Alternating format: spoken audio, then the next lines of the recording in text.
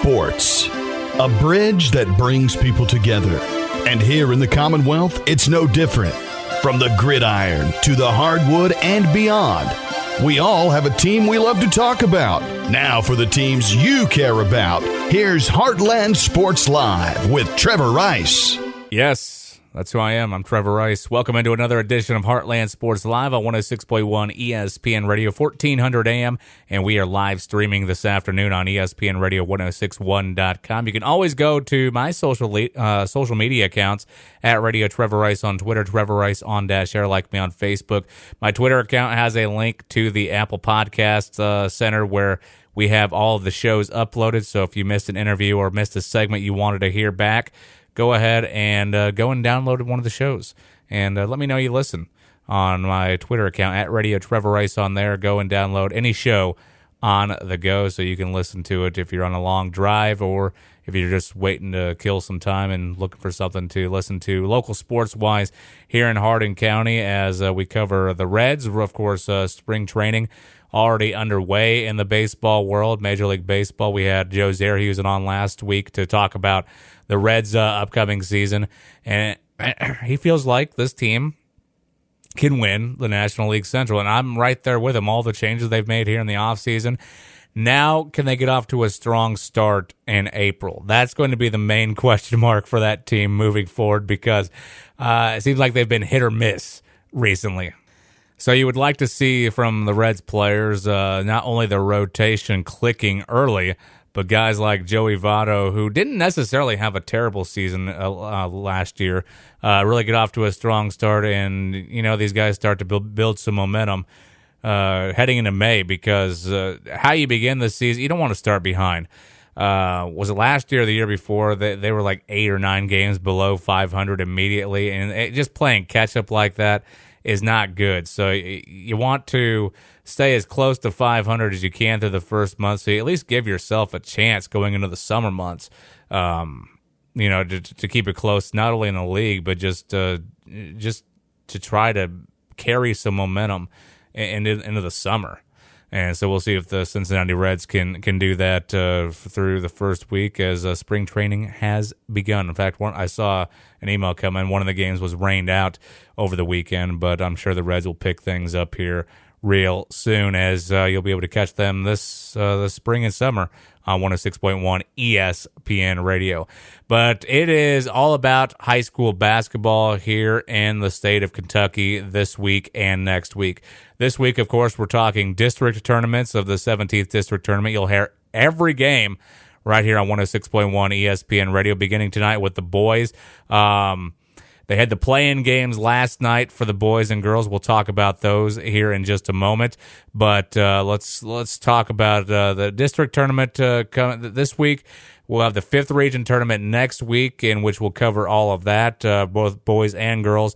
Boys tournament will be played at Taylor County High School, and then that just on the outskirts of Campbellsville. And then the girls' tournament will be played at Thomas Nelson High School on the north side of Bardstown. So here in Hardin County, a little bit of traveling it's for the area teams, but we'll make it to all the games and call them here on 106.1 ESPN Radio. And we hope that you'll join us and listen in with our live stream, ESPN Radio 1061.com, each and every ball game. But boys basketball tonight.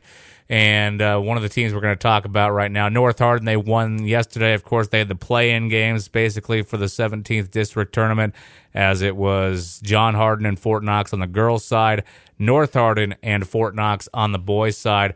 And we're going to begin segment 1 by talking about the boys' basketball side of things here in the 17th District, as it was the North Hardin Trojans beating the Fort Knox Eagles pretty handedly by the score of 90-33 yesterday, as it was one of those games where it was just size and just athleticism for the most part for North Hardin, as they just controlled the boards. They created second chance opportunities and just dominated the game and won 90-33. And now we're going to have a third matchup, a third meeting between North Hardin and John Hardin tonight. Of course, John Hardin High School hosting the boys and girls 17th district tournaments this year.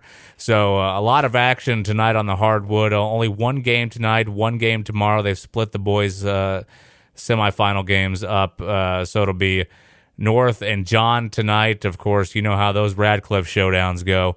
And then tomorrow night it'll be Elizabethtown and Central Hardin. And these were two of the most intriguing matchups that I wanted to see here in this 17th district tournament. So I'm kind of glad it played out this way, because I know that Michael Kofer, especially in that second meeting, because John Hardin dominated the first matchup between John and North. But then it was North making things kind of interesting in that second meeting back with John Hardin. That was at John Hardin High School, where he slowed things up. In fact, North Hardin on multiple occasions just holding onto the basketball, dribbling it near the midcourt stripe, just kind of hanging out, just milking some clock, and not really giving John Hardin too many extra opportunities to go and try to pay it off on the other end. So I don't know if maybe Coach Kofer is going to take that same approach going into this matchup, because North Hardin recently has been kind of a roller coaster. There's been a win here, a loss here, then a win there, and then another loss. So it's been an up and down. In fact, they played Bardstown very close here recently. North Hardin did, only losing by 2, which would indicate in which Bardstown, as you know, gave John Hardin a run for their money. That can build some momentum, not only just on the floor, you building some confidence, mentally going into these games for North Hardin, knowing that they can compete and possibly win against some of the tougher competition. That is half the battle. So if you go in mentally thinking that you can knock off a team like John Hardin, that is half the battle. And the other part is just getting the ball to drop in the circle. If you can get that second part, your chances are so much greater at victory.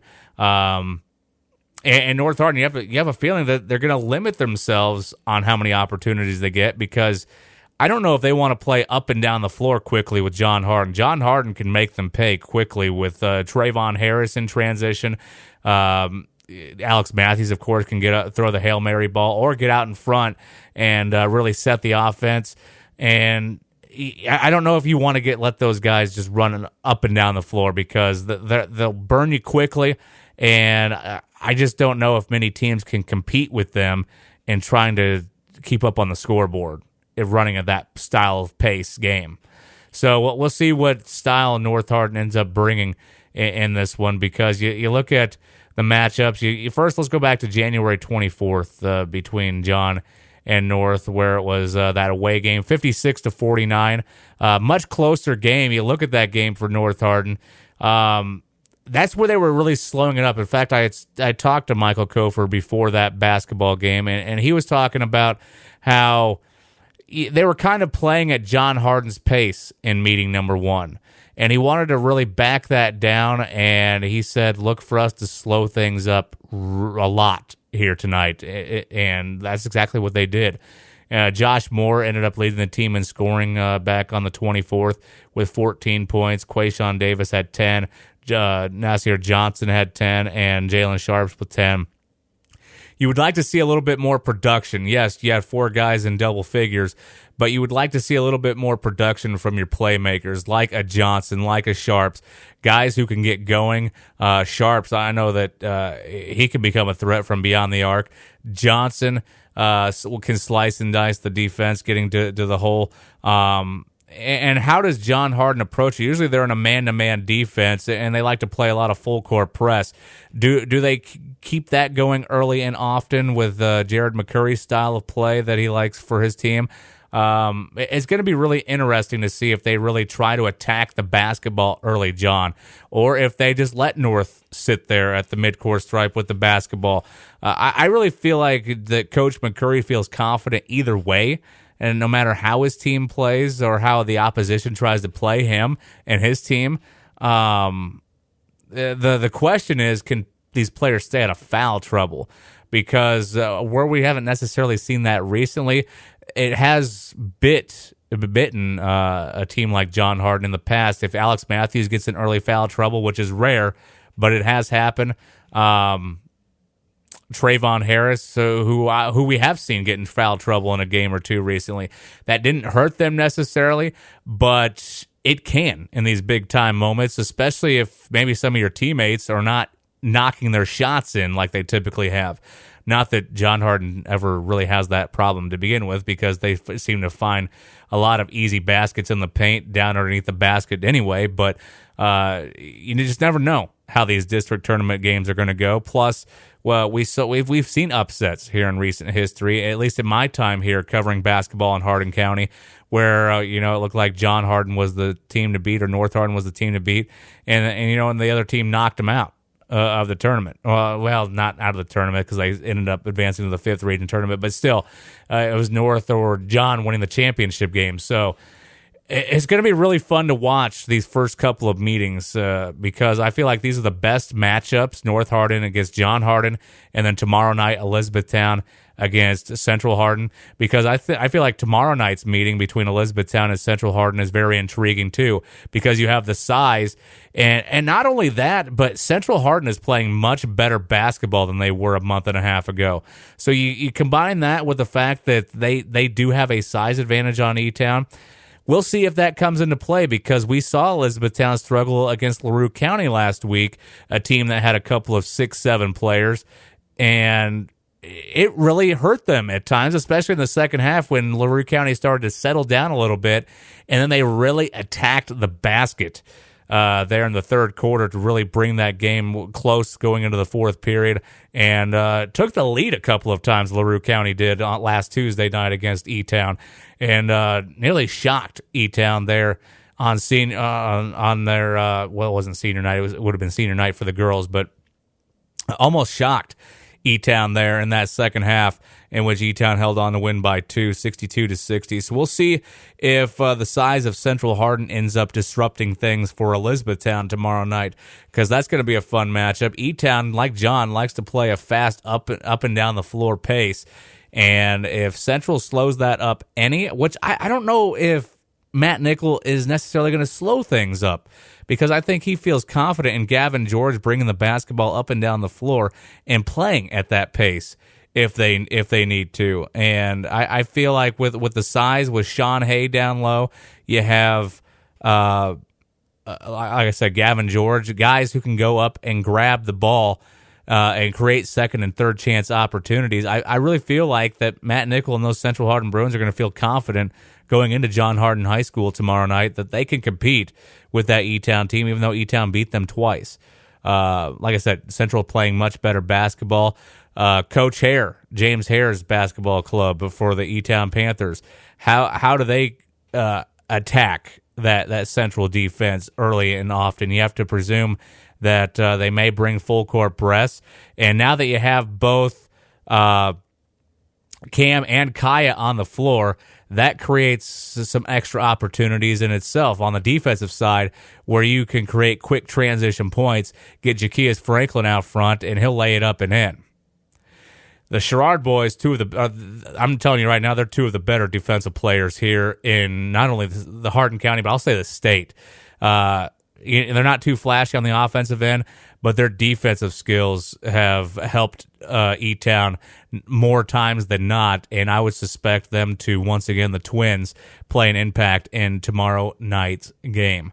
This is Heartland Sports Live on 106.1 ESPN Radio, 1400 AM. We are live streaming with ESPN Radio 1061.com. So who do we have going to the championship game then on Friday? Because here's how the games are going. You have John North boys basketball tonight, then you have E-Town and Central boys tomorrow night, and then the championship game will be played on Thursday. So who do we have playing in this championship game? Because I feel like tonight, you look at it, I feel like John's going to once again take care of business. I feel like North is going to compete in tonight's game. Don't get me wrong. I feel like they're going to compete in this one, but I feel like John is going to have something that they want to prove in tonight's game. And I really feel like, especially in the fourth quarter, they're going to take care of business and advance to the championship game. I don't know what kind of scoring we'll see. I think this could be an 8 to 10 point ball game in favor of John. we'll see how North attacks them early. I think it's going to be very interesting. Pre-game action is tonight with 6:45, and then a 7 p.m. tip-off. It is John and North here on 106.1 ESPN Radio. And then who do they play? I have John making it, and I really still feel like the top two favorites, not only in the 17th district, but the 5th region, are two 17th district teams. John Hardin and the other team being Elizabethtown, advancing to the championship game on Thursday. Even though I think Central is playing much improved basketball right now, and they have that size advantage on a team like Elizabethtown, I still feel like the speed and having Cam and Kaya on the floor together playing on the defensive side is going to pay huge dividends for this E-Town team moving forward and advancing to the 17th district championship game, in which the much anticipated a third meeting between Elizabethtown and John Hardin. Of course, we saw them split games during the regular season. It was John Hardin taking more of control in that second game, but E-Town started to claw its way back in. I think this third meeting is going to be much of the same, back and forth. It's going to be an electrifying atmosphere on Thursday night, and it doesn't matter who wins the championship game between those two teams. They're going to be on opposite ends of the bracket, and the rest of the competition does not want to see either one of those teams. You get E-Town or John, and you're in the drawing, one of those other teams in one of the other districts, and you have to face that.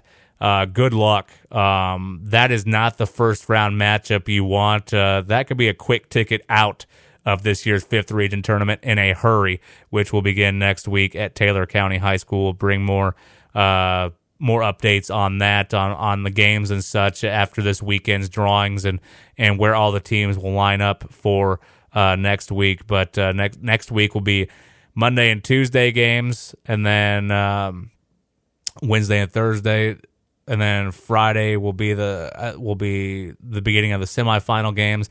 Saturday will be semifinal games, and then the championship games will be 2 weeks from today. 2 weeks from today, and then 2 weeks from tomorrow, depending where the boys and girls. I'm not sure where the boys and girls line up right now, if the boys tournament begins first or the girls yet. So we'll find out come next week. I'll inform you guys of what's going on with that. Plus, follow us on social media with ESPN Radio at ESPN Radio 1061. And not only do I give scoring updates from every game that we'll be at, I'll let you know what's going on and try to post the meetings in the 5th region tournament for next week's games, because all the district tournaments going on this week, and so they're going to do the drawings this weekend, and we'll find out who exactly will be matched up with who come next Monday night when we get set to kick off the 5th region basketball tournaments here on 106.1 ESPN Radio. But John and Central, that is John and E-Town is who I have in the 17th district championship game. And I really feel like that those two teams, when you get them on opposite ends of the bracket there in the 5th region tournament, they can meet a fourth time. I wish I was somewhat kidding, but I really don't feel like I'm kidding, because there's been only maybe a handful of teams who have actually made some noise in the 5th region this year for the boys' side of basketball, and the rest of the competition I just don't feel like has been there. Except maybe here in the 17th district. I really feel like that our teams, even North and Central, can make some noise tonight and tomorrow night. And I don't know if I would 100% be shocked if either one of them lands themselves in the championship game and knocks E-Town or John out early. I really don't. Because I feel like there's been some signs there throughout the regular season in their two meetings that they can compete. And they're playing much better basketball. This is when you want to play your best basketball, is February. And I feel like that these teams are playing their best basketball right now. North Hardin was just a couple of baskets away from upsetting Bardstown, who is a top 3 or 4 team in the 5th region here recently. So you can't sleep on them if you're John Hardin tonight. And tomorrow night, if you're Elizabethtown, you cannot sleep on Central Hardin, because they are playing much improved basketball. Ever since getting Chase Elmore back into their lineup back in January, and really going. This Central Hardin team has looked completely different, has utilized their size.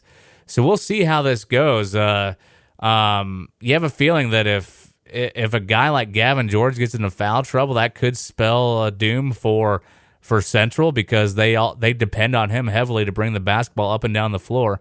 But these next couple of nights, tonight and tomorrow, are going to be fun. And once again, 7 p.m. tonight, John and North going at it at John Hardin High School. 6:45 with the pregame on 106.1 ESPN Radio.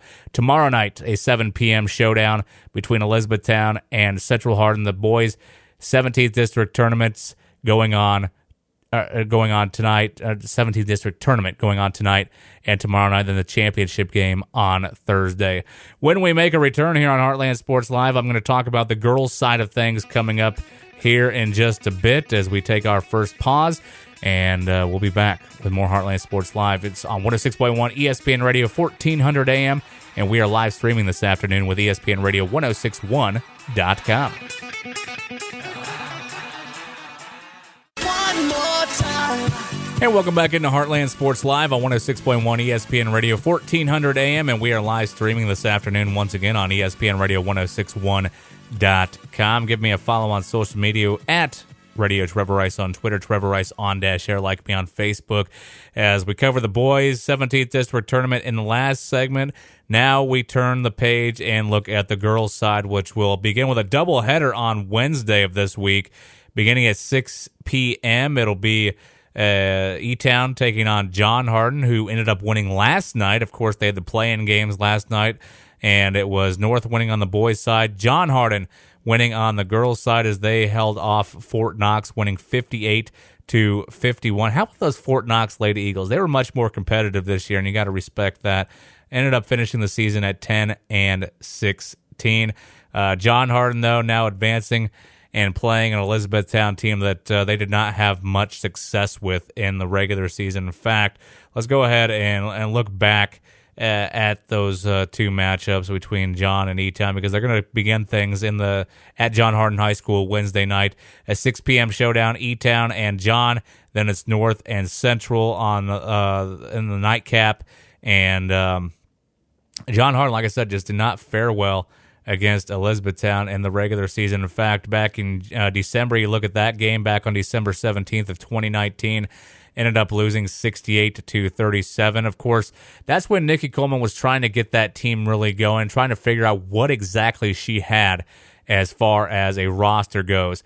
And then on February 5th of this month, taking on Elizabethtown one more time, losing by 30, this time 77-47. And if you're this young, talented team, because there's a couple of 8th graders on this John Hardin team who I really feel like they're going to be making some noise in the coming years for this John Hardin Lady Bulldogs program. You got to just embrace the fact that you're playing fantastic competition. As a player, you should want to play the best of the best, and especially in your own district, you should be looking forward to these types of matchups. Not only do you get to see how you stack up, but you get to learn a little bit on what the other team is doing, why they're successful, and how you can really build upon yourself to be that good in the coming seasons. Because like I said, there's a couple of seniors on this John Hardin team, but there are some young, talented ladies on this John Hardin program who are going to be there for years to come. And the more that they see these teams, the better off they're going to be, because they're going to see the style of defense they bring, how they can try to penetrate that and break a full court press, how they're able to attack the basket, what they can expect in transition from the opposition, like an E-Town team. So even though I feel like E-Town is going to be heavily favored in this matchup, this first meeting on Wednesday night in the girls' 17th district tournament, this is going to be a great learning experience for John Hardin, because now you get to, for some of these girls, play in a more intense environment. And hey, who's to say that at least for one half of play that they don't keep things interesting and keep the game close and at least give a good effort, because John Hardin, Elizabethtown's going to be heavily favored in this first meeting between in the 17th district girls tournament. So be looking for them to come out strong, E-Town, playing full court press, disrupting what John Harden's trying to do offensively, and create quick transition buckets to try to get themselves to the championship game. I wish I could say something more than that, but I really feel like that Elizabethtown, just talent-wise, starting five-wise, is just going to be much more better than what John can do Wednesday night. And E-Town's going to, I have a feeling, especially in the second half, just cruise to the championship game, which leads to the second matchup, which I find very intriguing, North and Central girls basketball. Of course, they split games during the regular season. But down the stretch, Central Hardin, they just looked like a completely different team. I don't know what it was about this team, but even though they lost to Meade County, of course, they have the leading scorer in the state, so I shouldn't be surprised by that by any means. But they had rattled off, I think it was like 9 or 10 straight victories. Or no, it may have even been more than that. Looks like it was possibly 11 straight victories for Central Hardin before dropping that one to Meade County Friday night. So now Central brings all of this momentum into this game. And after the last meeting between North and Central, North ended up making that one respectable. But it was an 18-0 start Central Hardin got on North Hardin January 27th. If you do that again and you're North, you're done. You can't be playing catch-up that far behind. You get down double figures early, you're creating a long night for yourself. And so North Hardin cannot afford to do that once again. They got to go back to that first meeting between these two teams, which was December 16th. It was a one-point game, a low-scoring affair, 37-36. A defensive struggle. Both teams really not really penetrating the basket like I think they would have liked. And so the opportunities, I feel like they felt like were missed multiple times in that game. And I feel like Central let that one go. I feel like Central should have won that game, but they allowed North to stick around, created some foul opportunities getting to the foul line, and it came down to free throws there at the end of that one. Otherwise, I feel like Central could have won that first meeting between those two teams. But ever since the beginning part of January, I guess you could really go back to the later stages of December, Central found something in themselves, and they really turned it up to a different level. So I feel like that if they can keep that same kind of intensity where they're averaging between 60 and 70 points a game like they were there for a little bit of that stretch, I really feel like that this team going into this North Hardin matchup feels all the confidence in the world that they could go in and just completely dominate for 4 straight quarters and get out to a quick start like they did in that last meeting in January, where they got off to an 18-0 start. Because if you get off to that kind of start again, you may be on cruise control to getting to that 17th District Championship game, in which you'd be facing Elizabethtown, in which I would find that to be an interesting matchup. Because if you remember going back to last year, Central played E-Town very close, and I think E-Town just overall had more talent on the floor last year. They played them very close. In fact, they took the lead, I think it was, going into halftime of one of the games a year ago. So now that you come back with one more year experience, and I feel like this E-Town team is the most vulnerable they've been this season. If you can go and disrupt them and maybe get one or two of their players in foul trouble, especially as aggressive as Central Hardin is, trying to attack the basketball and maybe try to make E-Town play at that same level of intensity, that could benefit the Lady Bruins come Friday night in the girls' championship game. Because I really feel like that Central can, the way that they've been playing basketball recently, can compete with that E-Town club. Yeah, the last meeting between those two teams was a 20-point difference, but that was also before Central decided to start clicking a little bit and rattled off 11 straight victories throughout the month of the second half of January, first half of February. So you look at what Central Hardin had been doing, After that E-Town matchup, they took on Butler, who was another good team right after that. And then they rattle off victories against John, Fort Knox, LaRue County, North, Presentation, Breckenridge County, Fort Knox, John, Taylor, South Warren. Then you lose to Meade at the wrap of the season. I don't know. I feel like Central can make things interesting in this championship game Friday night, in which you'll be able to catch all the action. A girls doubleheader on Wednesday once again. 6 p.m. will be John and Elizabethtown. We'll go on the air at 5:45 with the pregame, and then we will bring you the second game immediately following Wednesday between the North Hardin Lady Trojans and the Central Hardin Lady Bruins, as the 17th District Girls Basketball Tournament will be right here on 106.1 ESPN Radio.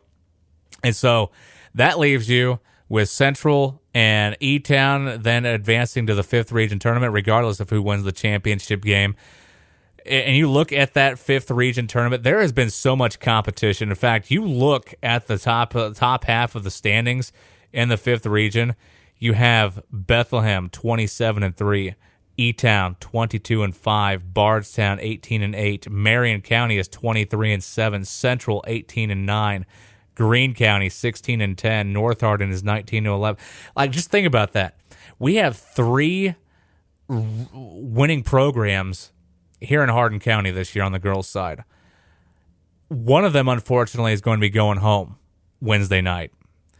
And so you knock out one of the top competitors right there in that Central North game. That's why I'm saying that game is going to be fun to watch. Thomas Nelson, 17-13. Of course, they're hosting this year's girls basketball tournament, so we'll see if they make it into that game this week, or that tournament this week, and they'll be the ones hosting over there on the north side of Bardstown. Hart County, 15-10. Campbellsville, 16-11.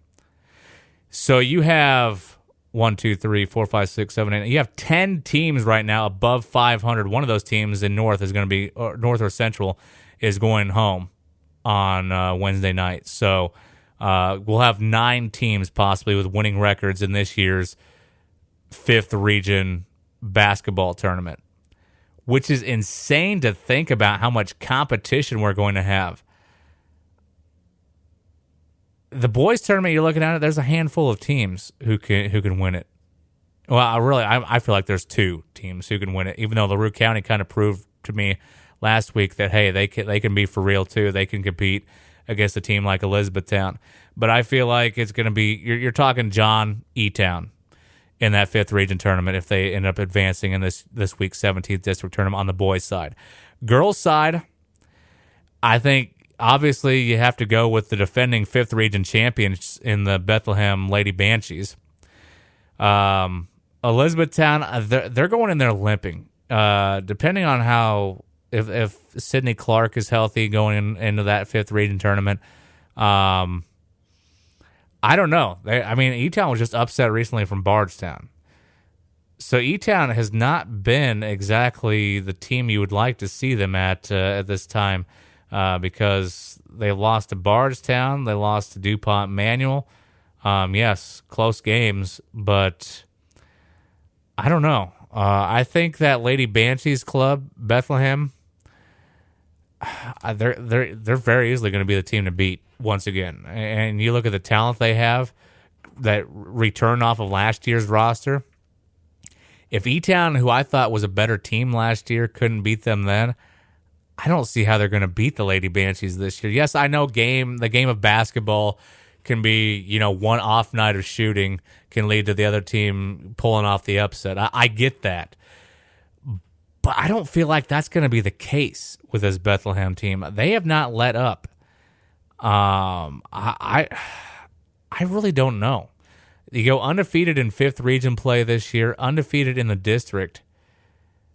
Bethlehem, I think, is going to be a legit team once again. I mean, they beat Holy Cross out of Louisville. They just stomped them, 74-25.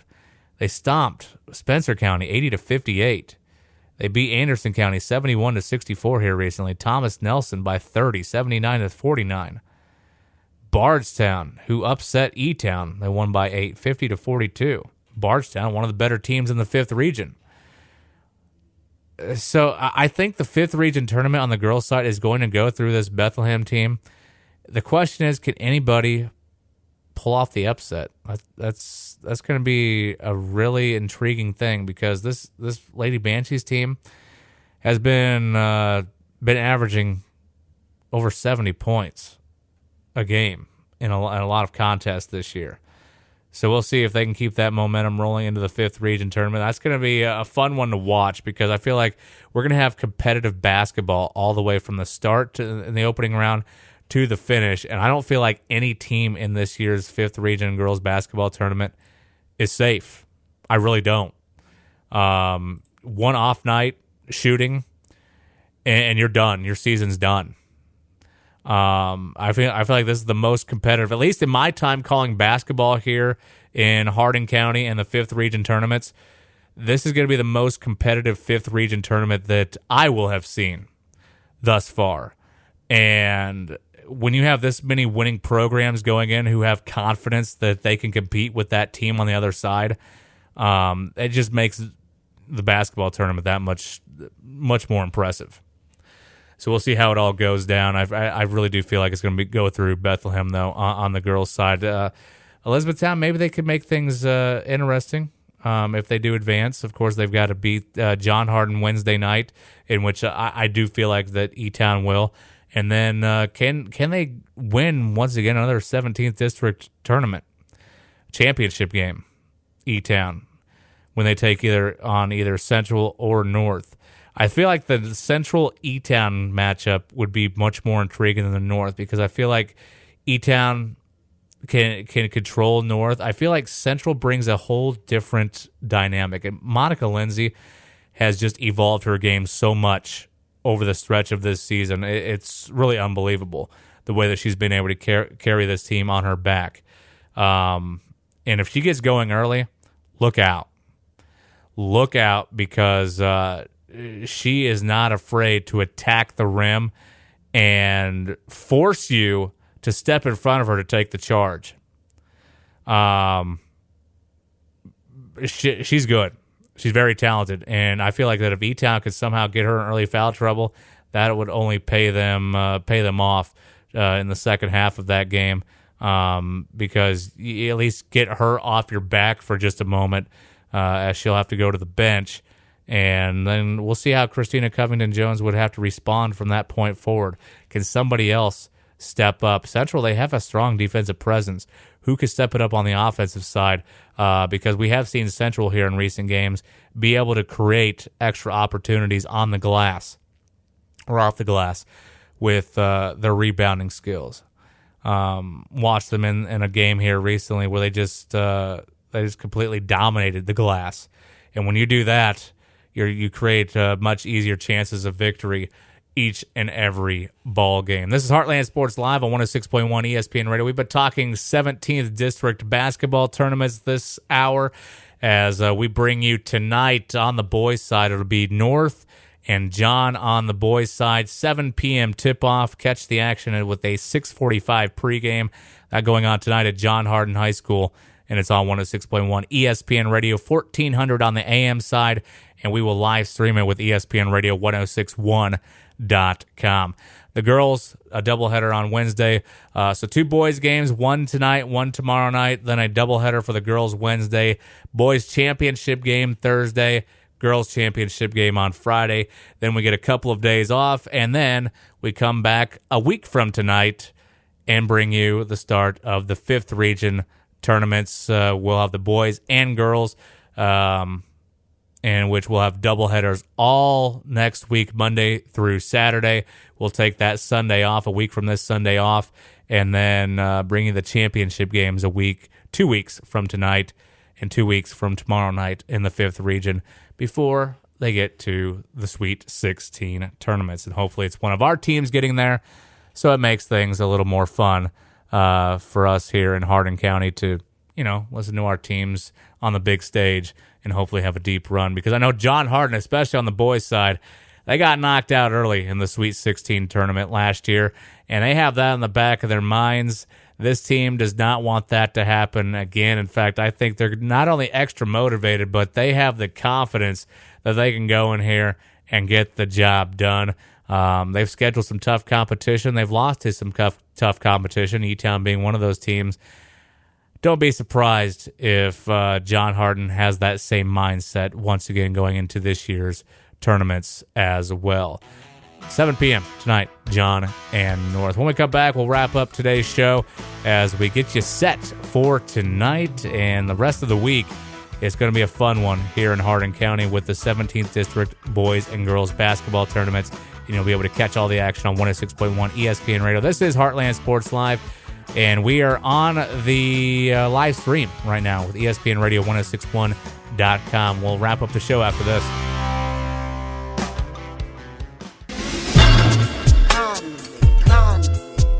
Welcome back into Heartland Sports Live one more time this afternoon on 106.1 ESPN Radio 1400 AM, and we are live streaming with ESPN Radio 1061.com. Did you miss any of the previous two segments? Well, you'll be able to listen back tomorrow when the show is uploaded on the Apple Podcasts, and you could go and check out that link on my Twitter account at Radio Trevor Rice. Of course, we've been talking a lot of Hardin County Boys and Girls 17th District Tournament action this week. Of course, it begins tonight, 7 p.m. John and North going at it on the hardwood at John Hardin High School. John Hardin High School hosting both the boys and girls basketball tournaments. So if you're looking to make it to a game, that is where this year's tournaments will be located. So that game going on tonight, boys tomorrow night, girls Wednesday doubleheader, and then the championship games Thursday and Friday as we play, or we continue to talk about more basketball, this time at the college level, where tonight Louisville 23-5 overall, looking to play number 8 Florida State, who is 23-4. Louisville going into tonight's contest at an 11th ranking before playing games on Sunday and on March 1st, and then Saturday, March 7th. So still a few more games to go here in ACC play. We're talking tournaments, ACC basketball tournament. How about the SEC tournament with Kentucky? Conference USA tournament. Yeah, we've got a lot of basketball still to come here at the college level, as Kentucky ended up beating Florida over the weekend, 65-59. Of course, Kentucky ranked 10th overall in the country. And Kentucky scoring on Saturday looks like this. Emmanuel Quickley having a big game in 38 minutes of play. 26 points for Quickley, 13 for Tyrese Maxey with 7 boards, 6 points for E.J. Montgomery, 9 points for Nick Richards, as it was the Kentucky Wildcats winning by 6 over the Florida Gators, who are 17-10 overall now, by the score of 65-59. And so Kentucky will advance, and their next game will be tomorrow, taking on Texas A&M, a 7 p.m. showdown. And so we'll see if the Wildcats can continue that momentum as they get set to take on Auburn this Saturday at 3:45. That'll be a top 25 showdown with 13th ranked Auburn and 10th ranked Kentucky. For Western Kentucky, of course, we are Hilltoppers affiliates over the weekend on Saturday, dropping one to Charlotte, 72-70, which is kind of surprising to me because I thought Western Kentucky would have competed a lot better on Saturday. Unfortunately, dropping one, and you look at how they did it. They did end up outscoring Charlotte on Saturday in the second half by 4, but it just wasn't enough, unfortunately, as just looking at the Hilltoppers scoring from the weekend. Carson Williams, 18 points. Jared Savage had 11. Josh Anderson finished with 15. Jordan Rawls just not having a game that he wants to remember, and it didn't have any points on Saturday. That's going to hurt the Hilltoppers. In fact, that could have been the difference. Tavion Hollingsworth had 16 points for the Hilltoppers, and Cameron Justice finished with 10. But even though you get 5 guys in double figures, still wasn't enough, as the Hilltoppers lost on Saturday 72-70. And of course, they have games coming up still against Louisiana Tech Thursday, that game at 8 p.m. this week. And then on Sunday, they will be taking on North Texas at 2 p.m. So that's what's to come here this week And, of course, we are your home for Western Kentucky Hilltoppers basketball on 106.1 ESPN Radio. So that's what this week looks like. And, of course, we'll have all the 17th District boys and girls basketball tournament action this week. 106.1 ESPN Radio, 1400 AM. You'll live stream it on ESPN Radio 1061.com. Be looking forward to those matchups. Once again, John North tonight. Central E-Town boys basketball tomorrow night. And then we turn the page. We go to the girls' side of things with a doubleheader on Wednesday. First, it is the E-Town Lady Panthers taking on the John Hardin Lady Bulldogs. I guess it's John Hardin actually hosting E-Town because it's at John Hardin High School. And then it will be in the nightcap. It'll be Central Hardin, the Lady Bruins, taking on the Lady Trojans of North Hardin. And then the boys' championship game on Thursday, who I predicted is going to be John and E-Town in a third rematch. And I would not be surprised if them being on the opposite ends of the bracket in the 5th region tournament, that we actually see those boys meet a fourth time in the championship game. Wouldn't that be something? An all 17th district championship game on the boys' side this year. That'd be pretty phenomenal to talk about, but we still got to get there. A lot of basketball to be played between now and then, so we'll see how all of that goes over the next couple of weeks. But that's still, as a broadcaster, you could dream of matchups like that happening. At least I am, just a little bit. And then the girls' championship game, 17th District Championship game on Friday. So that's what's going on this week, and you'll be able to catch it all, 106.1 ESPN Radio, 1400 AM, and we will live stream it again on ESPN Radio 1061.com. So hopefully you can join me, because I would appreciate it, and you can always listen. If you can't listen to us on the radio, listen to us online, ESPN Radio 1061.com, and follow me on social media at Radio Trevor Rice on Twitter, Trevor Rice on _air. Like me on Facebook, as we will keep you up to date on all the scoring with ESPN Radio 1061 on Twitter, and every game that we'll be at this week. I am Trevor Rice. Thank you so much for joining me on this Monday afternoon. Tonight, join me. It's coming up 6:45 pregame. I've got to book it over to John Hardin High School and get set to call this big matchup between the John Hardin Bulldogs and the North Hardin Trojans. Tip-off is at 7 p.m. this evening. The boys and girls 17th District tournaments going on this week. Should be a lot of fun. Enjoy your sports week, and hopefully you'll join me once again next Monday, 5 until 6. It's Heartland Sports Live, 106.1 ESPN Radio, 1400 AM, ESPN Radio 1061.com.